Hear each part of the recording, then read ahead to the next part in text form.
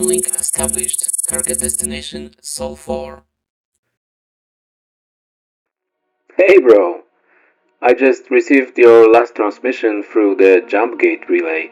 Man, hearing that the Martian weather is finally clearing up made my day, but more importantly, I'm so incredibly happy to hear that Maria is doing well and the kids are growing like absolute weeds. Tell them their uncle sends his best from the edge of the galaxy. As for me, well, I'm still out here in the Stanton system, trying to carve out my own little piece of the verse. To be completely honest with you, after that insane encounter with the Idris capital ship last week, I had a massive reality check. It turns out I'm just a very small fish in the terrifyingly massive ocean. And while it's amazing that I can count on the community and other pilots to pull my back out of the fire when things go south, I realized I need to start picking my destinations a bit more carefully. I need to play smarter. That being said, I decided to put on my private detective hat for a change. I picked up what looked like a completely routine, borderline boring contract. The objective? Fly down to a corporate research site called the Onyx Facility and retrieve some forgotten research notes belonging to a scientist named Dr. Jorrit. Sounded like an easy walk in the park, right? Just recovering some dusty data logs in a warm, cozy corporate lab. A quick in and out to secure a clean 56,000 UEC payout to cover my expenses for the next month. Plus, the handler promised me 5 secure data drives that could hold some valuable intel for future operations. To make things even smoother, I managed to snag a promotional rental deal on a Drake Cutlass Red, and knowing my luck, since I'm the kind of a guy who can literally give himself a severe injury using a piece of paper, having a ship equipped with a dedicated medical bed seemed like the perfect insurance policy for this little road trip. I prepped my gear, checked my seals, and broke the orbit.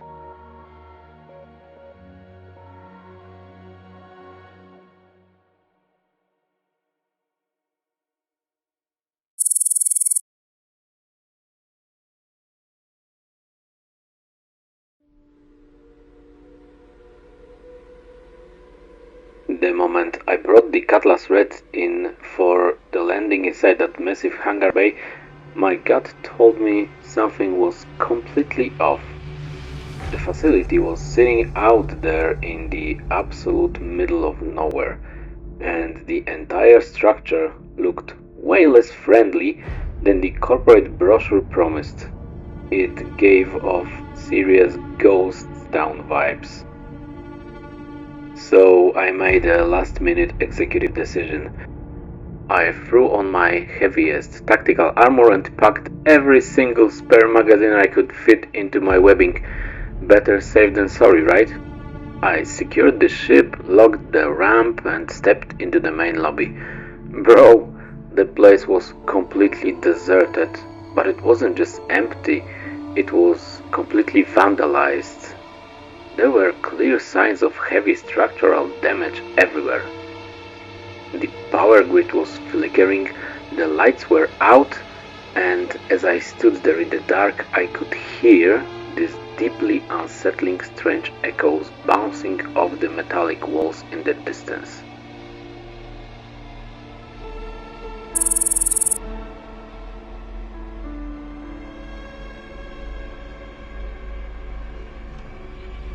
As I was navigating the lobby, another mercenary suddenly materialized out of the shadows.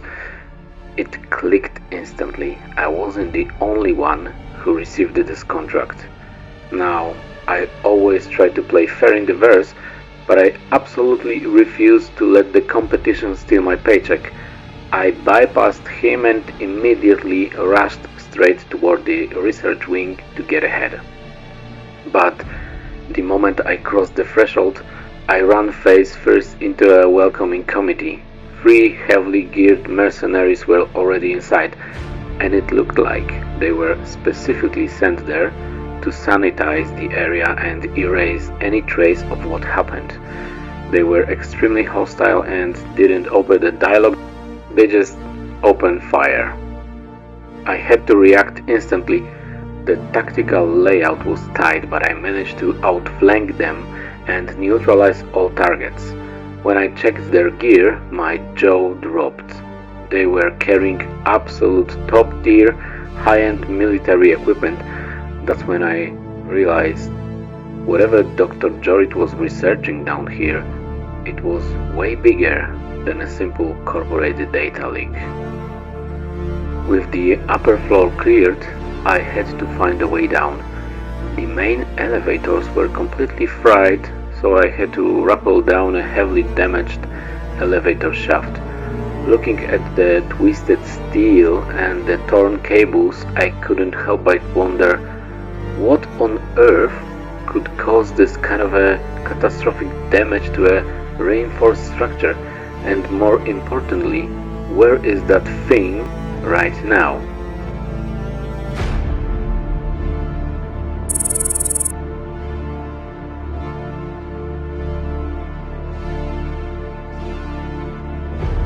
The moment my boots hit the ground, a level below, pure pandemonium broke loose. It was an absolute hornet's nest. Mercenaries started pouring out of every single doorway and ventilation shaft. I managed to lock down a defensive choke point and hold them off, but I took a couple of nasty hits in the process. My armor integrity was dropping fast, and then the absolute unthinkable happened. That other mercenary I saw earlier in the lobby, the one I thought was just competing for the data, he crept out behind me and shot me directly in the back. Talk about an absolute coward. I didn't waste a single millisecond thinking about it. I spun around, went into full active defense mode and let my rifle do the talking. I put him down for good. Was it a stray bullet in the chaos or a deliberate attempt to take me out of the game? I will never know, but I was bleeding out, severely compromised and forced to make a tactical retreat back to the hangar.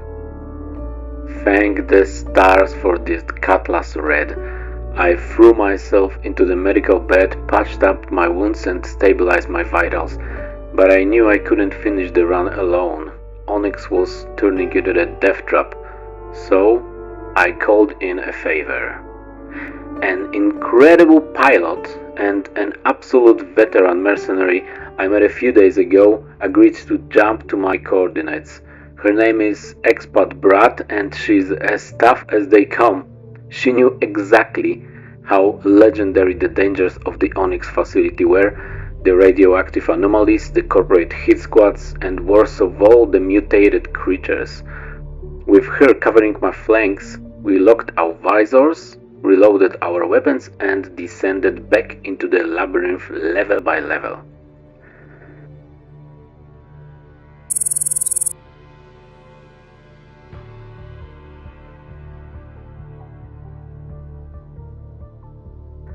We pushed deeper into the facility, clearing rooms and eliminating dozens of hostiles who were trying to block our path.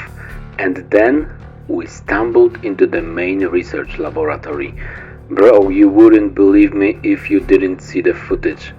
Suspended in the middle of the room, hooked up to massive bioscanners and advanced analytic machinery, was a literal alien freaking ship.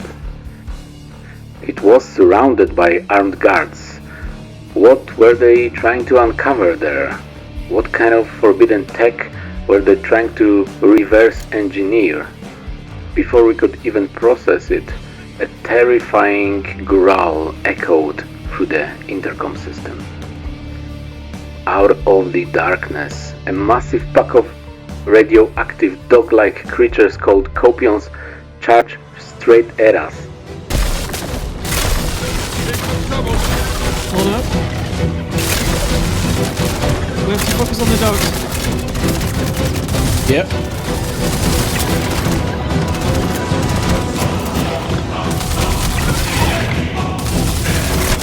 Okay, got him. Now, I've seen wild Kopions roaming the forests and snowy fields on Microtech before, and those things are vicious, but this was a whole different level of nightmare.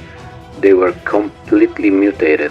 They attacked in a massive horde, and every single bite they landed inflicted severe radiation poisoning that standard medical plans couldn't even treat. In the middle of this absolute chaos, with flashing lights and alien beasts jumping through the air, I didn't even notice the enemy operator flanking us from a blind spot. It might have been another one of those coward mercenaries shooting from the shadows, but he managed to land a heavy burst right into my spine. I hit the floor and completely blacked out. Thankfully, ExpatBrat has absolute ice running through her veins. She kept her cool, single-handedly wiped out the remaining security forces, neutralized the creatures, and used her medical gear to bring me back to consciousness. You just can't duplicate that kind of a veteran field experience. We threw a quick high five, and just to be absolute certain, I put a few insurance rounds into our attacker. Finish the job. But he's already dead, or not? Yeah, he's pretty dead. Okay. Where he completely stopped showing any signs of life, we moved to the main terminal.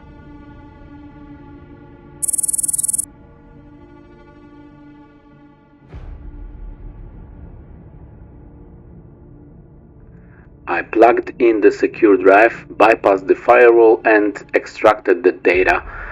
While the download was processing, I played Dr. Jorrit final audio log. The guy sounded completely unhinged, bro.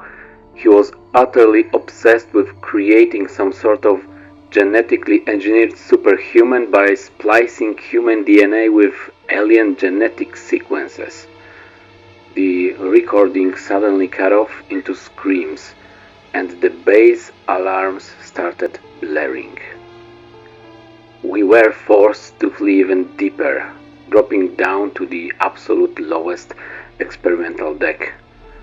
That is where the true horror show was hiding. Cages, containment chambers, failed human and animal mutations left to rot. We even encountered one of Jorrit's remaining subjects, a poor soul who had completely lost his mind and turned highly aggressive. We had no choice but to neutralize him to save ourselves. As we searched room by room for an emergency exit, it wasn't all bad news though. I managed to raid a high security storage locker and found some incredible unique gear. I'm actually attaching a snapshot of it into this log. It's called the Geist armor. It looks absolutely phenomenal, and the active camouflage plating literally allows you to blend into your surroundings. We finally reached the extraction elevator at the lowest level. ExpatBrat warned me that there is an even deeper section called Section B, lying right beneath us, which is home to a legendary entity named Jormandi.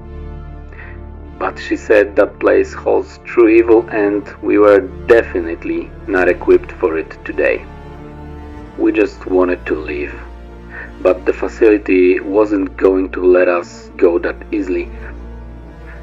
The moment we slammed the elevator button to head back to the lobby, the door behind us blew open. A massive wave of reinforcement security forces and glowing radioactive Kopions flooded the bay. It was absolute pandemonium. We were firing completely blind into the smoke.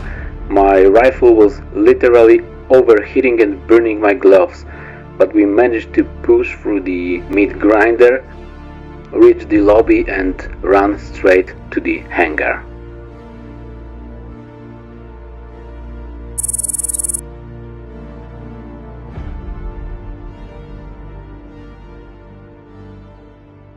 We scrambled aboard the Cutlass Red, hit the medbeds to scrub the radiation off our skin and clear the airspace. I officially delivered the encrypted data drives to the handler, and the 56,000 USC cleared into my account immediately. I'm actually wire transferring a significant cut of that payout over to your account on Mars right now. Do me a favor, bro. Take Maria out to the nicest restaurant in the Colony Dome, buy the kids something awesome and tell them it's a present from their favorite uncle. And don't you dare try to send it back or argue with me. I didn't fight through an army of corporate hit squads and mutated radioactive space dogs just for you to play proud on Mars. Use it. Alright, bro. The ship's computer is flagging another incoming priority transmission. A new contract just dropped on my desk, which means I will be making quite a few more trips down into the dark corridors of the Onyx very soon. I will keep you updated on the next log. Tell the family I love them. Fly safe, and I'll catch you in the stars. True 69 out.